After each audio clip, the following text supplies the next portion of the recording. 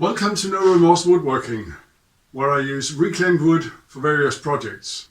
I'm not sponsored in any way, I'm not monetized, and I don't even wish to be.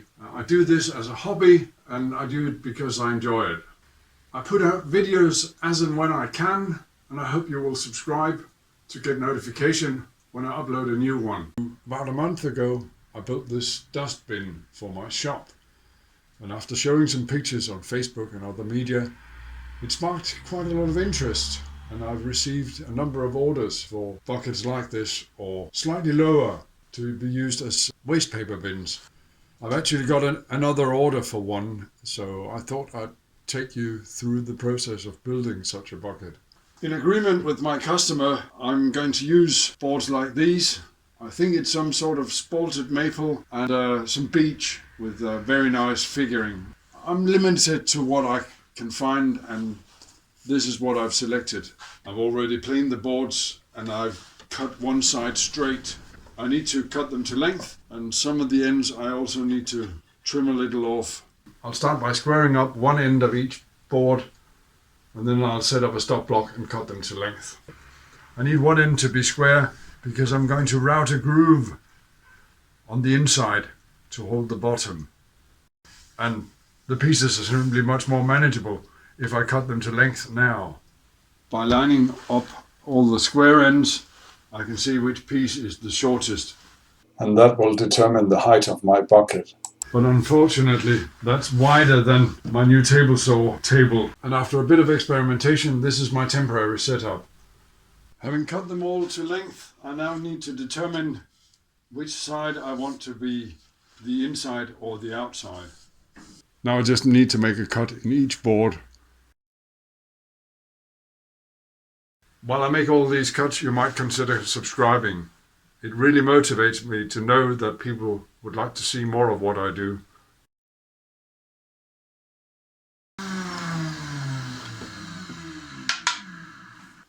I've unplugged my saw and I'm setting up my tapering jig.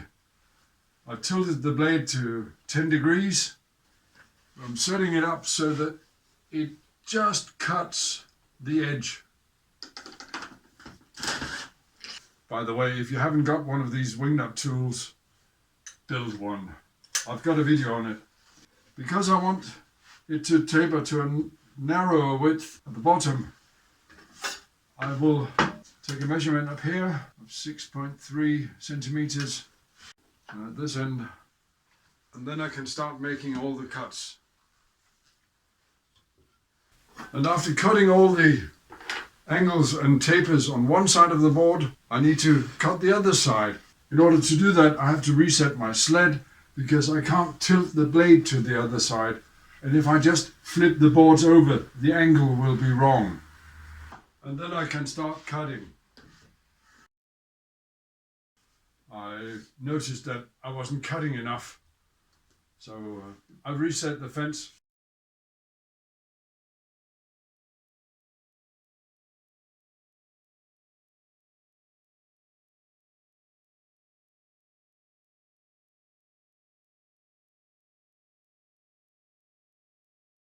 I've cut all the angles, and I've cut both sides tapered. I need to sand this a little bit. The saw has left a few marks that I just want to remove as much as possible. Using the belt sander, I sand both edges and I sand the inside of my bucket. It's a lot easier to sand now than later. And once I've sanded all the edges and the insides, I can start thinking about assembling the bucket. I'm not quite ready to glue it up yet. I still need to think about the bottom. If you've seen my video on making the dust bucket for my workshop, you saw how much I struggled to put the bucket together using my old blue barrel for that. I've since scrapped the barrel, so that's no longer an option, but I've made a replacement. It actually works very, very well. It allows me to stand the boards up and put clamps on. And once I've I believe it's called raise the staves. I can then put some band clamps on.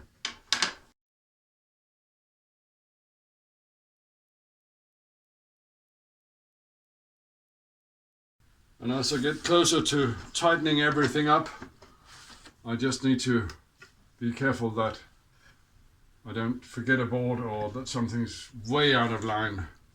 And I do the same at the bottom.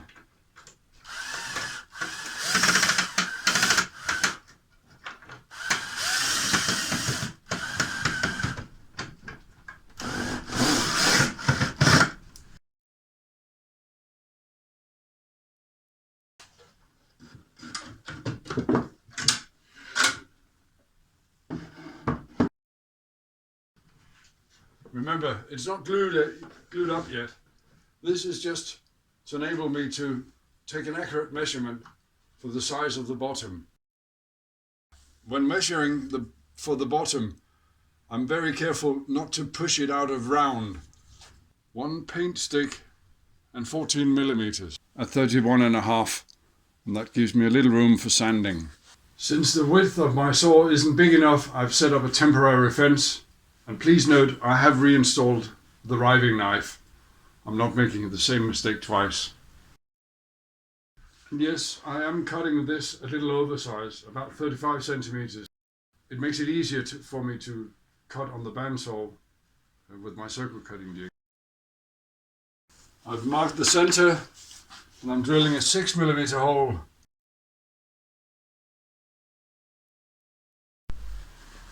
And I can then set up my circle cutting jig.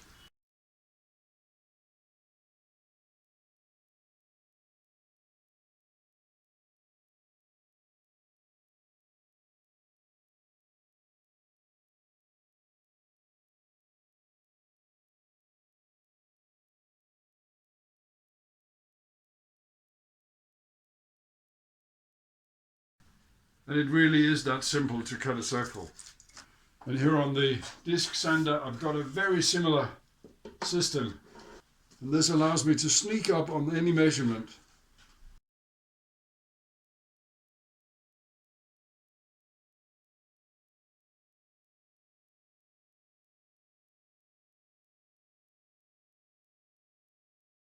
And just by looking at it, I'm very close to it fitting. I have tightened down the clamp. I've still got a slight gap here, and that tells me my bottom is a little too big in diameter. And after only one more try, I now have a bottom that fits. I have experienced a slight shrinking, so I'll be taking this inside my house and leaving it for a couple of weeks before I glue everything together. I've left it in my living room for a couple of weeks. I think it's now time to take it out to the workshop and start gluing it up. It's very possible that I could jump straight to gluing up everything, but rather than assuming that, I will remove the bottom and sand a little bit off the circumference so that I'm sure that the bottom is not holding the staves apart. And because it's a lot easier to do now, rather than once I've inserted the bottom, I'll give it a light sanding. And now for the glue up, but I think that calls for a time lapse because it will be a bit time consuming. I need to glue all 18 strips.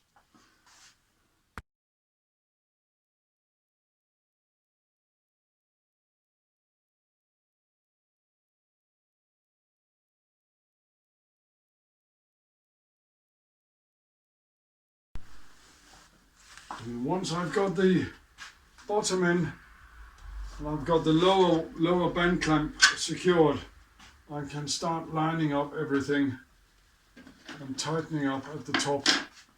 Notice the gap over there as I tighten the clamp.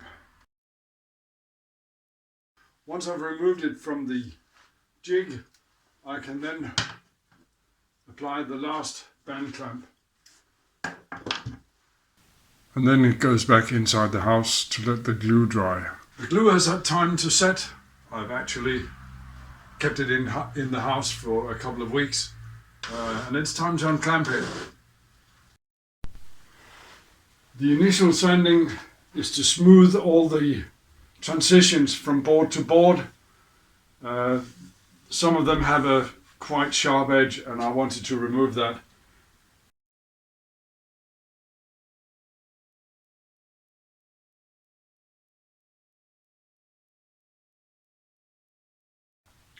The next step is to use my handheld belt sander to even the bottom and the top. For the top edge, I'll be using my disc sander. I may not be able to show this very clearly, but what I'm doing is I'm slowly moving the bucket around, removing whatever unevenness there is. I can then use my random orbital sander to sand the outside surface.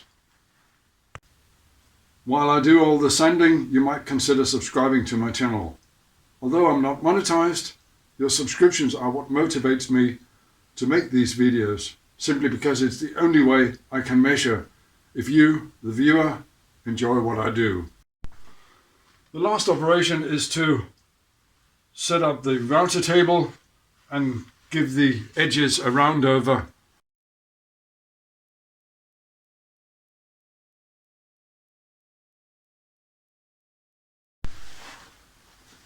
And after after a final sanding of 320 grit,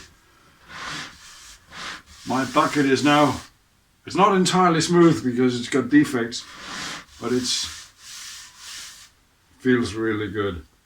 And finally, I'm able to give my bucket a good finish. I'll be giving it some linseed oil and then I'll buff it with some beeswax. In case you're wondering why I've put a cloth on my table, it's because the paint is getting worn and it tends to transfer when I oil things, and I don't want that to happen on this piece. I've spent so much time on it. I think I angled the camera wrongly, so I failed to film all of it, and I can't go back now, but at least now you can see the bucket in its full glory. And here is the final result, my waste paper bin for my former colleague. I hope you've enjoyed this video. If you have, please leave a like and subscribe to get notification when I upload new videos. You see, subscriptions is what really motivates me. It's the only way I can measure if you enjoy what you've seen. Thank you very much.